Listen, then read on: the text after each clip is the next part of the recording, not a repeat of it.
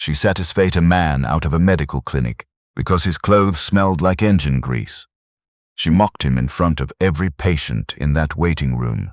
But weeks later, when she was lying on a hospital bed fighting for her life, the only surgeon in the country who could save her walked into the operating room, and her entire body went cold. Because it was him, the same man she had thrown out like garbage. How did this happen? And what had he been hiding all along? Let the story begin. It was a warm Tuesday morning in the city of Atlanta. The sun sat high above the buildings, and the streets were already loud with cars and people moving in every direction.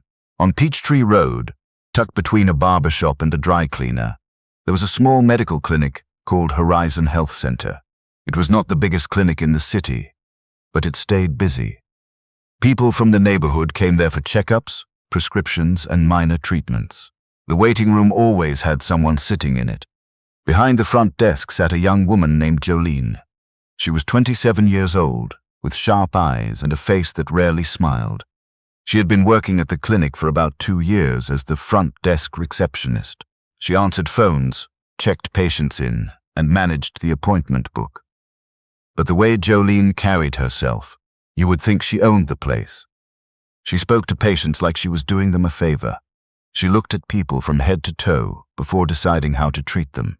If someone came in wearing nice clothes and smelling like perfume, Jolene would smile wide and offer them water. But if someone walked in looking rough, tired, or poor, her face would change immediately. That Tuesday morning, the clinic was half full. A few elderly women sat near the window. A young mother held her baby quietly in the corner. The air conditioner hummed softly. Everything was calm. Then the front door opened. A man walked in.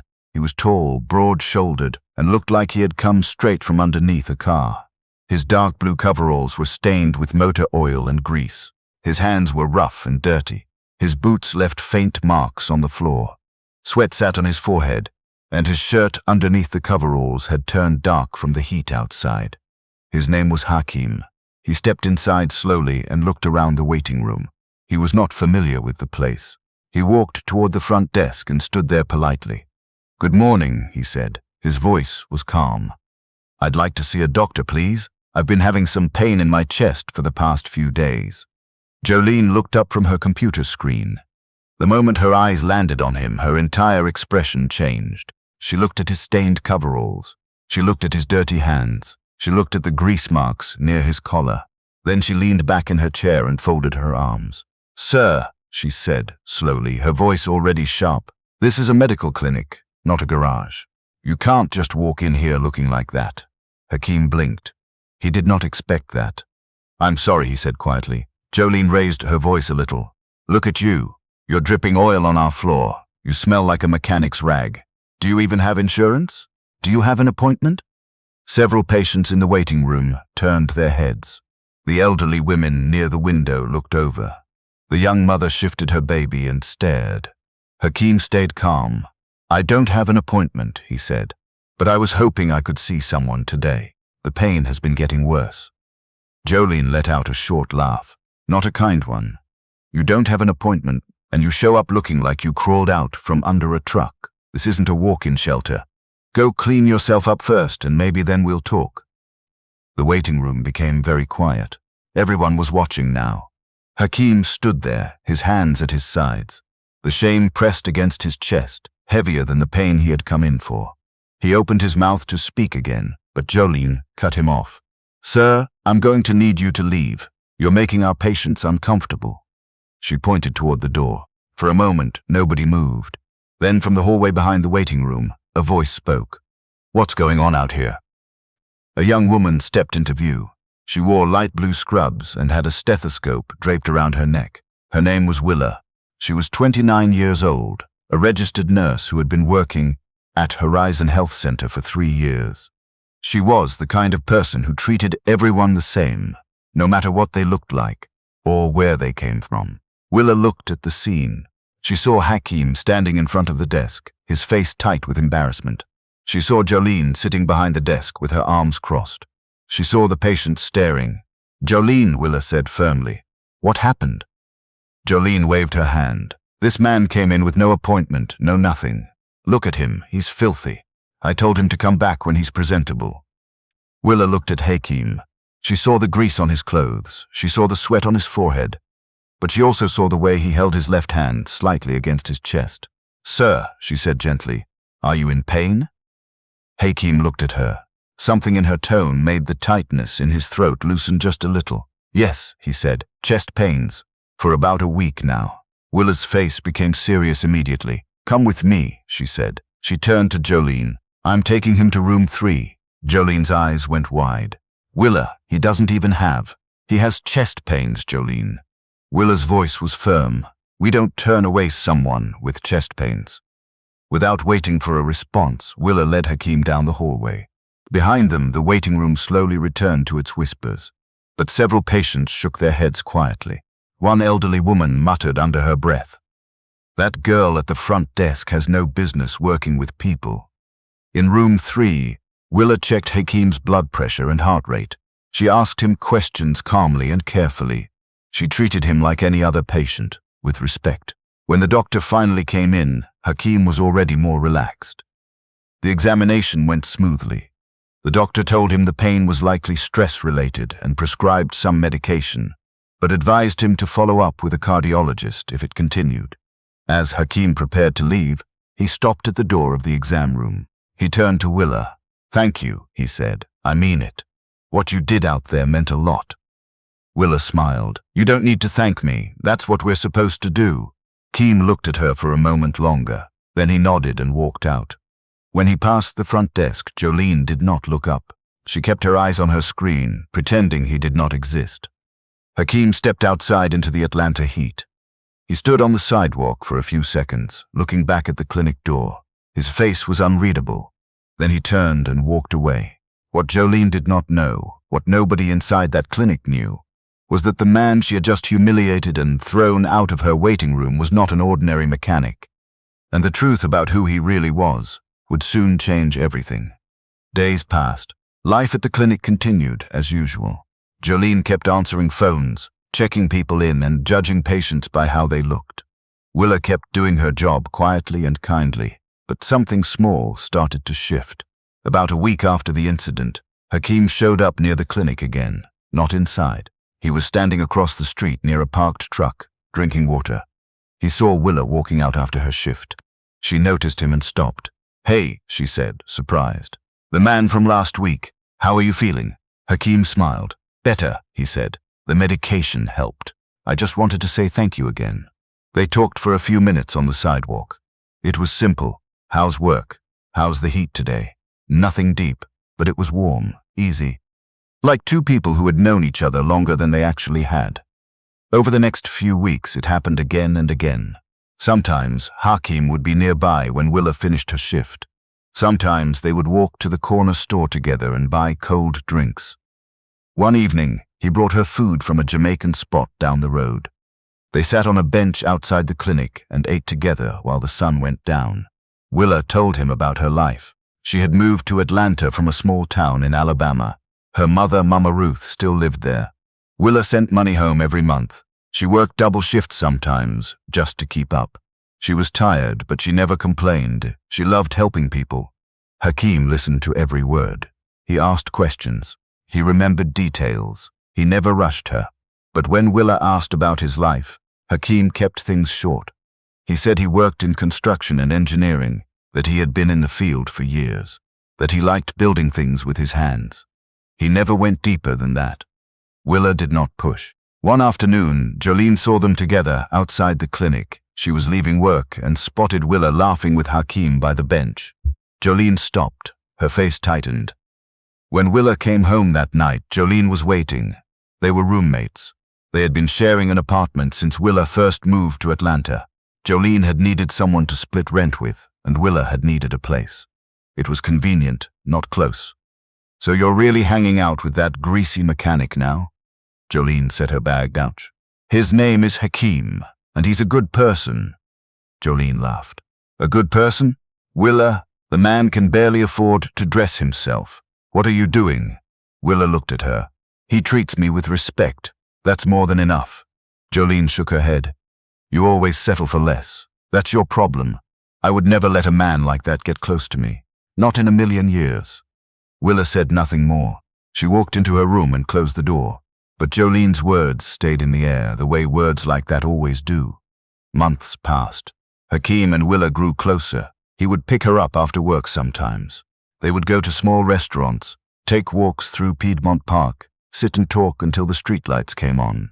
There was nothing flashy, no expensive gifts or luxury dinners. Just time, attention, and honesty. But then something happened. A brand new medical complex opened on the north side of Atlanta. It was massive. Glass walls, state-of-the-art equipment. The kind of building that made people stop their cars just to look at it. The news covered the grand opening for days. It was called Solomon Medical Center, and it was being called the most advanced private hospital in the Southeast. The opening ceremony was broadcast live on local television. City officials attended. Doctors flew in from across the country. Camera crews lined the entrance. That evening, Jolene and Willa happened to be home at the same time. The television was on. Jolene was flipping through channels when she landed on the live broadcast. She stopped. "Look at this building," Jolene said, leaning forward. "That's the new hospital everyone's been talking about." Willa glanced at the screen and kept folding laundry. On the television, a news anchor was speaking into the camera. "We are live at the grand opening of Solomon Medical Center. In just a moment, we will hear from the founder and chief surgeon, Dr. Hakeem Solomon, who personally oversaw the construction of this facility from the ground up." Jolene's hand froze on the remote. A man stepped up to the podium. He wore a dark suit. His posture was straight. His face was calm and confident. The camera zoomed in. It was Hakeem, the same Hakeem who had walked into Horion Health Center covered in grease. The same Hakeem Jolene had mocked and thrown out. The same Hakeem she had called filthy and told to leave. Jolene could not move. The remote nearly slipped from her hand. Willa had stopped folding. She stood completely still, her eyes locked on the screen. Her lips parted slightly, but no words came out. On the television, Hakeem spoke clearly into the microphone. "Thank you all for being here. This hospital is the result of years of planning, investment, and hands-on work. As both a surgeon and a civil engineer, I believe in being involved in every stage of a project. I did not just design this facility, I helped build it. I was on the construction site every day, working alongside my team. Some people saw me in work clothes and assumed I was just another laborer. And that's fine. Because the way people treat you when they think you have nothing tells you everything you need to know about their character." The audience applauded. Willa slowly sat down on the edge of the bed. Her mind raced back through every conversation, every walk, every evening on that bench. He had never lied. He said he worked in construction and engineering. He said he liked building things. He just never told her the full picture. Jolene sat frozen on the couch. The color had drained from her face. Every insult she had thrown at him played back in her head like a broken record. The grease, the smell, the way she pointed at the door, the way every patient in that waiting room had watched him walk out in shame. Neither of them spoke for a long time. Then Jolene whispered, almost to herself, "That was him." Willa did not respond. She just stared at the screen as the cameras followed Hakeem through the gleaming hallways of the hospital he had built with his own hands. The next day, everything changed. Hakeem called Willa. His voice was warm, the way it always was. "I know you saw the news," he said. "I should have told you sooner." Willa was quiet for a moment. Then she said, "Why didn't you?" He paused. "Because I needed to know. I needed to know that the person I was falling for saw me for who I am, not what I have. And you did, Willa. Every single time." Willa's eyes filled with tears. She could not speak right away. When she finally did, her voice was soft.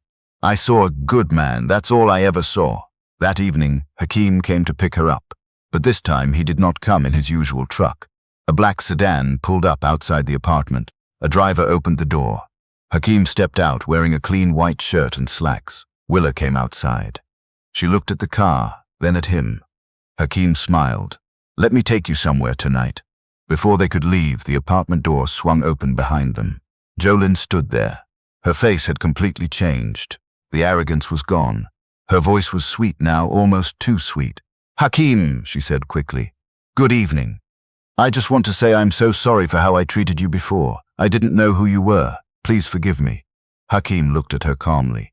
He studied her face for a moment. Then he said, "You didn't need to know who I was to treat me with basic respect." Jolene's smile faltered. She opened her mouth to say something else, but Hakim had already turned back to Willa. He opened the car door for her. Willa got in. Hakim followed. The car pulled away. Jolene stood on the sidewalk watching the taillights disappear down the road. Her hands hung at her sides. Something heavy sat in her chest, and this time it was not pride. Hakim took Willa to a restaurant she had never been to before. Candlelight, white tablecloths, a quiet jazz trio playing in the corner. They sat by the window. "I have something to tell you," Hakim said after they ordered. Willa looked at him. "What is it?" He reached across the table and took her hand. "The hospital I built, I've been looking for someone to lead the nursing department. Someone with a real heart for patients. Someone who treats people right no matter what." He paused.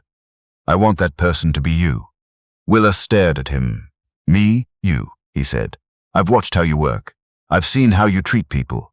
That day in the clinic, when everyone else looked at me like I was nothing, you saw a patient who needed help. That's not something you can teach. That's who you are." Willa's hands trembled slightly. She looked down at the table, then back at him. "I don't know what to say." "Say yes," he said simply. She laughed softly through tears. "Yes." Days later, Hakim had movers bring Willa's things to a fully furnished apartment in one of his company's residential buildings. It was beautiful, clean, safe.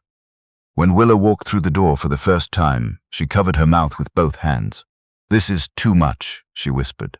"This is what you deserve," Hakim said quietly. "No more double shifts just to survive. No more stress." That night, Willa called Mama Ruth. She told her everything. Her mother cried on the phone.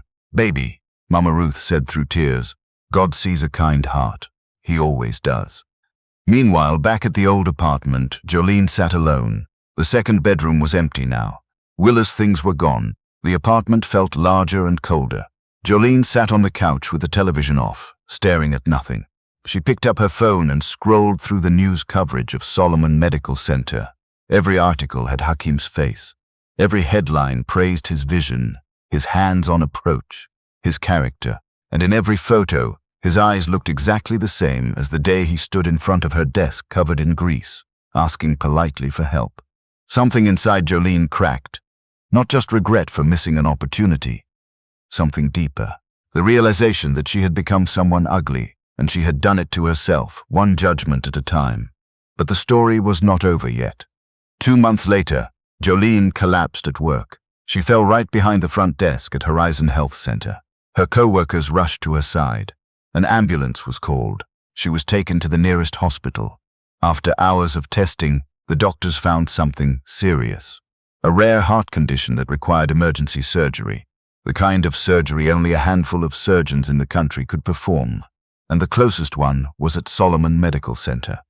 The name on the referral read, Dr. Hakim Solomon, Chief of Cardiothoracic Surgery. When Jolene saw the name on the paperwork, her hands shook. She lay in the hospital bed, staring at the ceiling for a long time. Tears rolled down the sides of her face into her hair. The universe had a sense of justice she had never believed in until that very moment. She was transferred to Solomon Medical Center. The hallways were wide and bright. The nurses were kind. The equipment hummed with precision. It was everything she had seen on television, and now she was lying inside it, helpless. The night before her surgery, the door to her room opened. Hakim walked in. He wore his white coat. A stethoscope hung around his neck. He carried a clipboard. He looked at her, and for a long moment, neither of them said a word. Then Hakim spoke. "How are you feeling, Jolene?" Her lip trembled. "I don't deserve this," she whispered. "I don't deserve your help, not after what I did." Hakim pulled a chair beside her bed and sat down. "What you did hurt," he said honestly. "It hurt because I was a human being asking for help, and you saw me as less than that." Jolene closed her eyes. Tears fell. Hakim continued. "But I didn't become a doctor to choose who deserves to live. I became a doctor to save lives, every life, including yours." Jolene broke down completely. She sobbed into her hands. "I'm sorry," she said. "I'm so sorry." Hakim stood up. "Rest tonight. I'll see you in the morning." He turned and walked out. The surgery lasted 4 hours. Hakim performed it himself. His team moved around him with precision. Every stitch, every cut, every decision was made with the same care he brought to every patient. When Jolene woke up in recovery, the first thing she saw was the white ceiling of Solomon Medical Center. The second thing she saw was Willa standing beside her bed. Willa held a small cup of water and a warm expression. She was wearing the navy blue uniform of the hospital's head nursing staff. "Hey," Willa said softly. "How are you feeling?" Jolene looked at her. She looked at the uniform. She looked at the hospital room, and everything that had happened over the past months came crashing over her like a wave. "You work here now?" Jolene asked weakly. Willa nodded. "Head of nursing." Jolene turned her face toward the wall. "You were always the better one," she said, her voice breaking. "I was so busy looking down on people that I couldn't see what was right in front of me." Willa sat on the edge of the bed. "We all make mistakes, Jolene. What matters is what we do after." Jolene turned back to look at her. "Does he hate me?" Willa shook her head. "He saved your life. That should tell you everything." The room stayed quiet after that. Just the soft beeping of machines and the sound of two women sitting in a truth that had taken far too long to arrive. Jolene spent 2 weeks recovering at Solomon Medical Center. During that time, something changed in her. Not overnight, not in some dramatic moment, but slowly, quietly, the way real change always happens. She watched the nurses treat patients with dignity. She watched the janitors get greeted by name. She watched doctors sit with families and hold their hands. And every single day, she thought about how she used to treat people who walked through her door. When she was finally discharged, she walked out of the hospital into the sunlight. She stood on the sidewalk for a long moment. Then she looked up at the building Hakim had built with his own hands, the hands she once called filthy. She took a deep breath. Then she walked away, not the same person who had walked in. 6 months later, Hakim proposed to Willa on a quiet evening in Piedmont Park. He got down on one knee under the same tree, where they had sat together dozens of times before. Willa said yes before he even finished the question. Their wedding was beautiful. It was held on the hospital grounds in the garden courtyard Hakim had designed himself. Family came from Alabama, from across Georgia, from places Willa had never even heard of. Mama Ruth sat in the front row and cried the entire ceremony. She told every person at the reception, "My baby's kindness brought her here. Not luck, kindness." The wedding was covered by the local news. It aired on television that evening. Somewhere across the city, in a small apartment, Jolene sat alone on her couch. The television was on. She watched the ceremony. She saw Willa in her white dress. She saw Hakim smiling wider than she had ever seen him smile. She saw the guests, the flowers, the joy. And for the first time in her life, Jolene did not feel jealousy. She felt something else entirely. She felt the weight of a lesson that had taken her almost losing her life to finally learn. She turned off the television. She sat in the quiet for a long time. Then she picked up her phone and typed a message to Willa. It was short. It said, "I'm happy for you. Truly. And I'm sorry for everything." Willa read the message later that night, after the reception, after the dancing, after Mama Ruth had finally stopped crying. She looked at her phone and smiled softly.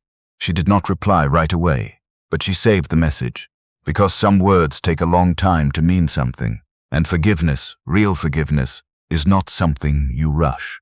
That night, Willa lay beside Hakim in their new home. The room was quiet. The city hummed faintly outside the window. She thought about everything, the small clinic, the grease-stained coveralls, the bench outside the clinic where they used to sit.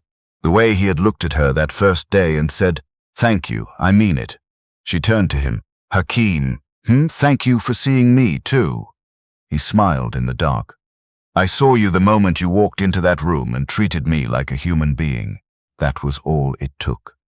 The city lights flickered softly through the curtain, and somewhere out there, in a world that too often judges people by what they wear and what they carry, two people had found each other by looking past all of that. Because the truth is simple. A kind heart will always find its way to where it belongs. And the way you treat someone when you think they have nothing will always, always come back to you.